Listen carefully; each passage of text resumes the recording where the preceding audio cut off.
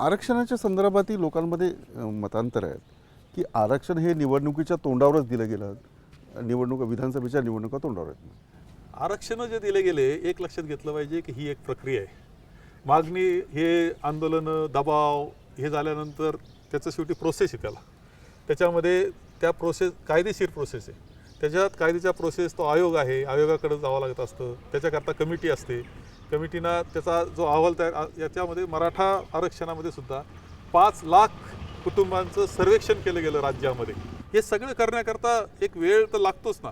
आणि ह्या वेळाच्या प्रक्रियेतून ते आरक्षण शेवटी झालंय. मुस्लिम आरक्षण ज्या समाजाने राज्यावर सत्ता गाजवली त्या समाजाला आरक्षण का हवं असे प्रश्न उपस्थित होत आहेत.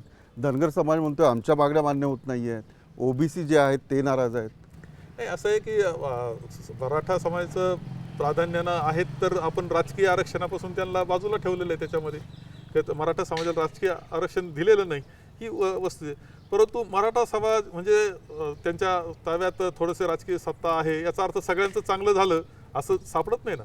5 लाख कुटुंबांच्या याच्यामध्ये सर्वेक्षणात हेच दिसलं की आर्थिकदृष्ट्या, शैक्षणिकदृष्ट्या खूप काम करण्याची गरज आहे. त्यांना मदत करण्याची गरज आहे. जे लोड शेडिंग आहे ते तुम्ही मुक्त करणार होतात. ते रेसिडेन्शियल असेल. नाही, लोड शेडिंग माझ्या याच्याप्रमाणे लोड शेडिंग आता जे 8 तासच वीज देतात आणि 16 तास बंद ठेवतात याला लोड शेडिंग लोक म्हणतात. उलट आपण आता 8 तास वीज दिली ही 8 तासच देणार आहे शेतीला. त्याचे काही तोटे असतील कारण पूर्वी 24 तासाचा सवय लागलेली आहे. आता 8 तास देतो म्हणजे 16 तास लोड शेडिंग लोकांना वाटतं. परंतु 8 तासाच्या विजेचे काही फायदे असे आहेत की जमिनीत भूगर्भात असलेलं पाणी जे खेचतो आपण ते दिवसातून 8 तासच बाहेर काढतात. मग हे पाणी कमी आहे म्हटल्यानंतर लोक ठिबकवर जायला लागले, काटकसरीनं वापरायला लागले. जमिनीचा पोत त्याच्यामुळं जपला जातोय, पिकं चांगली येत आहेत. बाळासाहेब, तुम्ही मला जो खुलासा करताय असं वाटतं की काँग्रेस आणि राष्ट्रवादीचं काँग्रेस सरकार येईल. मला सांगा, ही विधानसभेची निवडणूक किती टफ आहे? तुम्ही 6 वेळा निवडणूक लढवलेली. टफ आहे, आव्हानात्मक आहे? एकदम आव्हानात्मक आहे. या मताचा सुद्धा मी आहे. आम्ही 3 वेळेस निवडून आलो, कामही केलं. शेवटी लोकमतामध्ये असं असतं काम करणाऱ्या माणसाबद्दल कधी कधी नाराजी होते, हे नाकारत नाही. आणि म्हणूनच मला असं वाटतं की आम्ही ही निवडणूक खूप काळजीपूर्वक गेलं पाहिजे. एकामेकाला साथ देत गेलं पाहिजे. बरोबर ज्या धर्मनिरपेक्ष ताकदी आहेत त्यांना तुमच्या काँग्रेसमध्येच एकमेकांची साथ नाही आहे. पृथ्वीराज चव्हाण यांचं वेगळं चालतं, नारायण राणे यांचं वेगळं चालतं.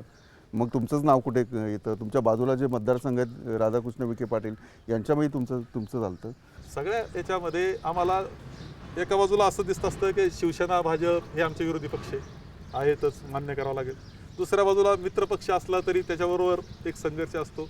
आणि ज्यावेळेस एक पक्ष म्हणून सुद्धा आम्ही असतो त्यावेळेस सुद्धा मतमतांतर हा भाग तर आहेच ना. मतमतांतर असतातच. परंतु ते मतमतांतर हा देश पुढे नेण्याकरता, राज्य पुढे नेण्याकरता, विकासाकरता आणि पक्ष पुढे नेण्याकरता असला पाहिजे.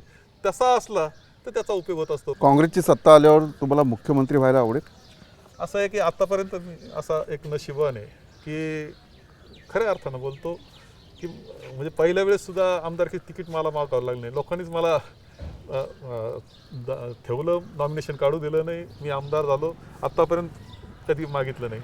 मंत्रीपद मागितलं नाही, खातं मागितलं नाही. नंतर आभार सगळ्यांचे मानले. आणि सतत काम करीत राहणं, सातत्य हे माझ्या कामाचं वैशिष्ट्य आहे. कोणता गाजावाजा न करता काम करत राहणं. आपण महसूल खात्याचे माझे कामं एकत्रित रीतीनं एकत्रित जी जबाबदारी येईल ती सुद्धा कधीही पार पाडत. काँग्रेसचा चेहरा कुठला असेल म्हणजे निवडणुकीसाठी?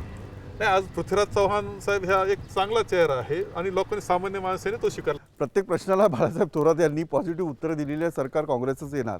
लोकांच्या मनात काय चाललंय हे प्रश्न मी विचारले, त्याची उत्तर तुम्ही ऐकलेली आहेत. 15 वर्षात किंवा 5 वर्षात चांगली कामं झालेली आहेत असं त्यांचा दावा आहे. 15 ऑक्टोबर लांब नाही आहे. बाळासाहेब, तुम्हाला शुभेच्छा, तुमच्या पक्षालाही शुभेच्छा. मी कार्यक्रम इथेच थांबवतो. आपण पाहत राहा साम टीव्ही.